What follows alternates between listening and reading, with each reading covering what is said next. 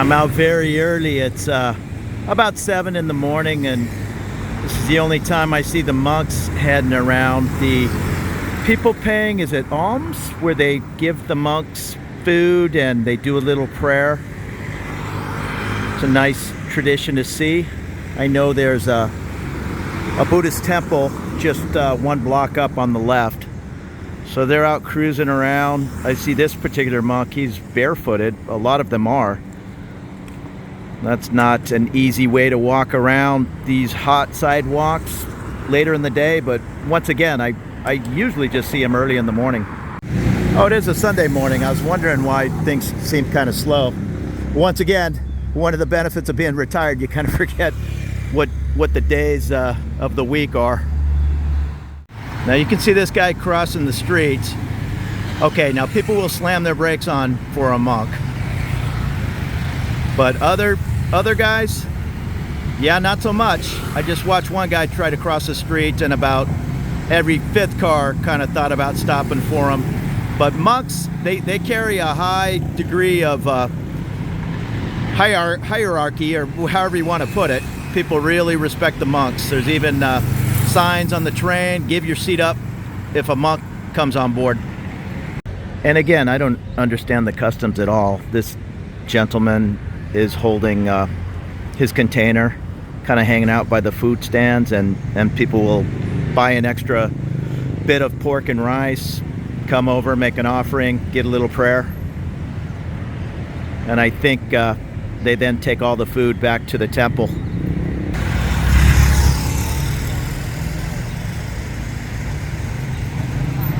And one guy had asked me about getting passport photos and photocopies over here in the Anud area. Right there where all those people are, that's the big C. So just a couple of 2-3 doors down. I'm not sure if it's this door or this door. One of these, it's all in Thai, is, I think it's Kitty, K-I-T-T-I. That's the 7-Eleven. I think if you went to the 7-Eleven, you went too far. Kitty Photo. They are really good with all of that. I'll take my phone in there, and I'll just send them an email from my phone to their computer. They'll print something out for me. I did passport photos there. They have a suit jacket you can put on and a black t-shirt to not look like a slob in your photos. Kitty Photo here on Soy 77. It's very early. I don't even think it's 7 in the morning. So these businesses, they'll all be open 7 days a week. Just give them a break and maybe cruise down here at 9 or 10 in the morning. I doubt if they'll be here at 8 in the morning on a Sunday. And I'm guessing the durian is in season. I've been seeing more of it than usual. It's always around, but now you see it on every corner.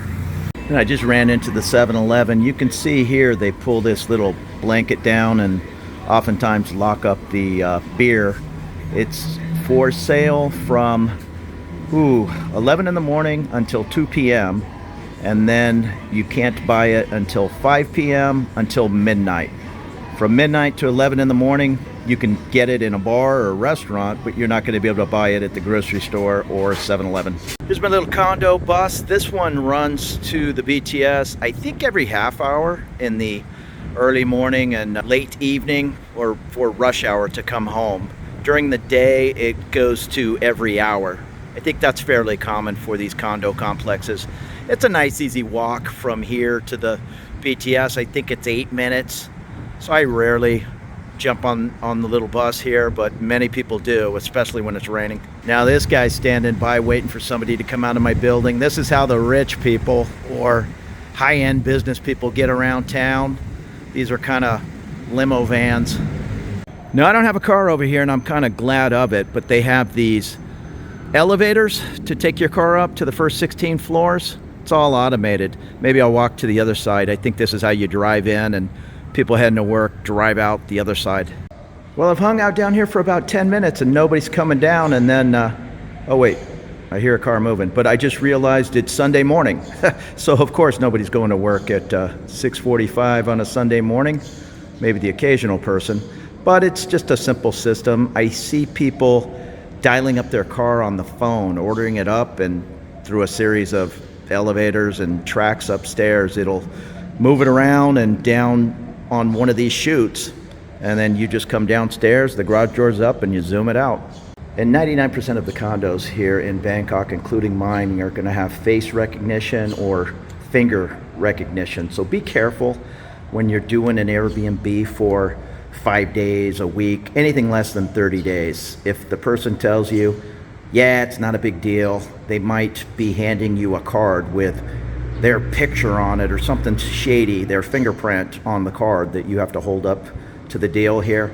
And the ladies in the lobby, they're going to see you coming and going. So you might want to shy away from anything less than 30 days on Airbnb. 30 days is fine. Don't worry about that. They'll stick your face in the system for 30 days and you're good to go. And again, I'm not exactly sure how it works. I know you order up your car and it'll tell you where it's at in the queue. Right now, all 4 elevators are ready to go.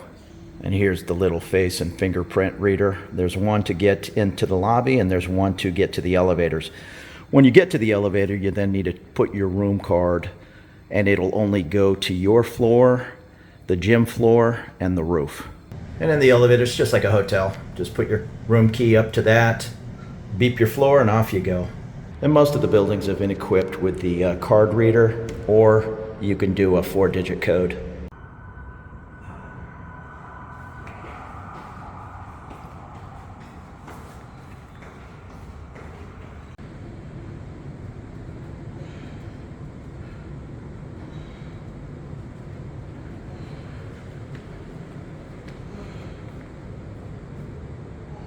Had to recharge the batteries, 4 o'clock. I haven't ate today, so I got a chicken and rice, and the broth is my favorite. I just take everything and dunk it into the broth.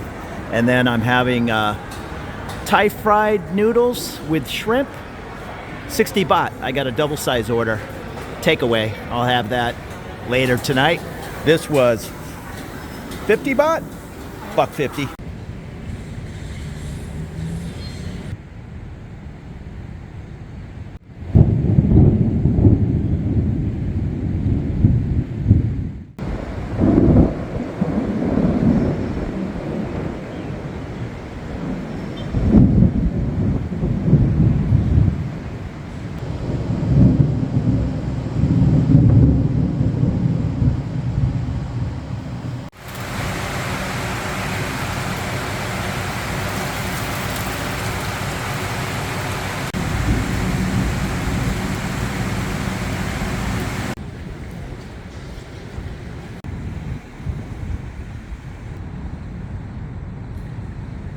And about an hour later, it's gone. No big deal if you can pick your spots. Myself, I'm retired. I was up on the 37th floor in the swimming pool, and I saw the lightning coming, so I got the heck out of there. I'm not a lightning expert, but I'm guessing being in a huge pool of water probably isn't a good idea. And my buddy, he got a hold of me. He was right in the middle of his commute home. So that kind of stinks if you can't pick your spots. I'm lucky in that regard. But May, June, July, August, you're going to get rain at least an hour, if not half the day, often. It's a little rainy tonight on this summer evening. I just got off the MRT, the subway, at the Thailand Cultural Center.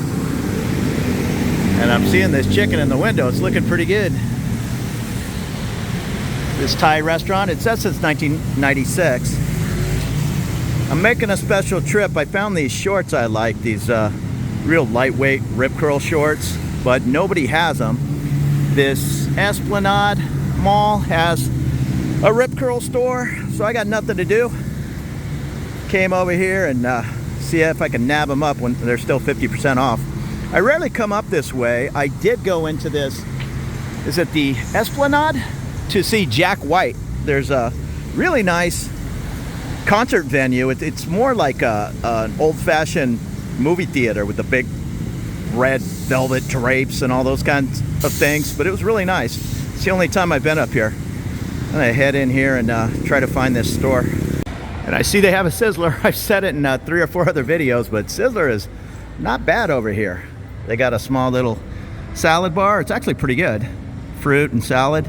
You can get a nice little small, like an, well, I always get just like an 8-ounce Australian steak. And it's about 20 bucks. maybe 21. Meat's not cheap over here in Thailand. Good Australian or New Zealand steaks, they come at a bit of a premium. I know 21 bucks isn't a premium. You can go to one of the fancy steakhouses in town and I'm sure pay $100 for a steak. But for an affordable steak sandwich or small steak, yeah, stick your head in Sizzler once in a while.